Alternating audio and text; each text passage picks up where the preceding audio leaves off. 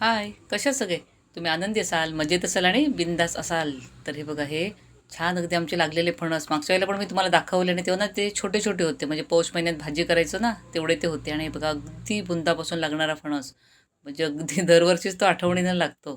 म्हणजे मी यांना रोज बघते ना, ते म्हणते उद्याचे भावी नागरिक. म्हणजे आता हे थोडे दिवसातच मोठे होतील आणि कधी एकदा खायला मिळतील अशी याची एक उत्सुकता आहे. म्हणजे फणसाची भाजी, भाजी तर एवढी आवडते ना. तर बघा, आत्ता ना हे छान अगदी महिनाभरातच मोठे होतीलच. छान अगदी झालेत आणि काही काही उशिरा लागले, त्यामुळे ना ते लहान लहान आहेत. पण मग बघायलाच किती भारी वाटतं ना, भारी नंबर एक अगदीच.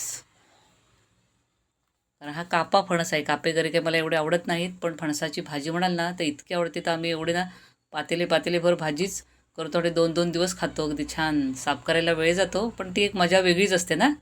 तर हे बघा, तर बरीच अशी पानं पडतात त्याची आणि कचरा जाळता जाळता नाही तर कचराच जाळला होता आणि ते फांद्या जरा जळल्या आहेत. थँक्यू.